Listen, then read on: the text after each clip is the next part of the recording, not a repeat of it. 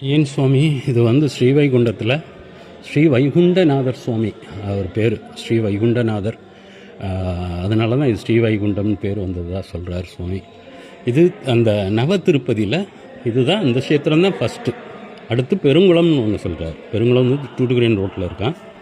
அது அடுத்து திருப்பதி பேரைன்றார். அது போனோம்னா அது சேவிச்சிடலாமா. இது மூலஸ்தானம் அங்கே இருக்குது. பெரிய கோயில் சுவாமி. வெளியே தென் திருப்பதி நவ திருப்பதியில் இது நம்பர் 1 திவ்ய தேசம். 57வது திவ்ய தேசம் சொல்கிறாங்க. மங்களாசனம் நம்மாழ்வார் பாடியிருக்கார், திருமங்கை ஆழ்வார் பாடியிருக்கார், நிறைய பேர் பாடியிருக்கதா சொல்கிறாங்க.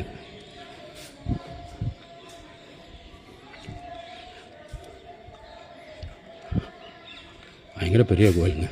5 கோடி தரிசனம். அப்பா எதை சேவிச்சா பெருமாளை சேவிச்சாலா? 5 கோடி தரிசனமா அவரை சேவிச்சா. 5 கோபுர தரிசனம். எங்கேருந்து பார்த்தா? இங்கேருந்து பார்த்தா பாப்பம். அங்கேருந்து பார்த்தா 5 கோபுரம் தெரியுமா? 5 கோபுர தரிசனம். 5 கோபுரமும் தரிசனம் ஆகுமா? பார்ப்போம். 1 2 3 4 5. எவ்வளோ அழகாக இருக்கு. அடாடாடா, இதை வாசிக்க தெரியாமல் வாசிச்சு வந்தோன்னா போயிருக்கும், பொசுக்குன்னு போயிருக்கும். பிரம்மாண்டமான கோயில் மக்களே. தென் திருப்பதி வரும்போது ஃபஸ்ட்டு ஸ்ரீவைகுண்டம் அட்டன்ஸ் போட்டுருங்க. அதுக்கடுத்து பெருங்குளம் போயிடுங்க. தூத்துக்குடி ரோட்டில் பெருங்குளம் போயிட்டு அதுக்கடுத்து திருப்பதி சாரையாக என்னமோ சொல்லுவாங்க, அதுக்கு போயிடுங்க. மேலேருந்து பார்த்தா 5 கோபுரமும் தெரியுது. அட்டகாசம். மூலவரும் தெரியுறாரு, அந்த கோபுரமும் தெரியுது, சின்ன கோபுரமும் தெரியுது. தாயார் சன்னதின்னு சொன்னாங்க.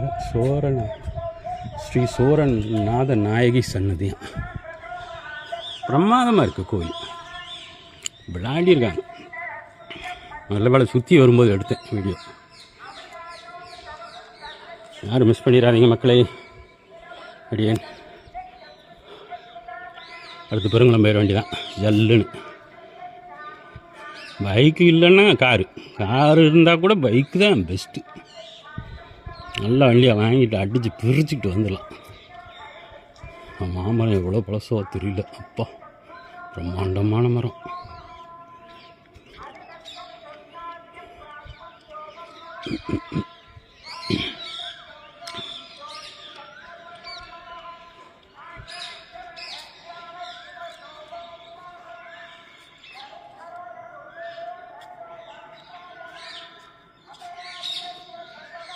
வேணுகோபாலன் சன்னதி.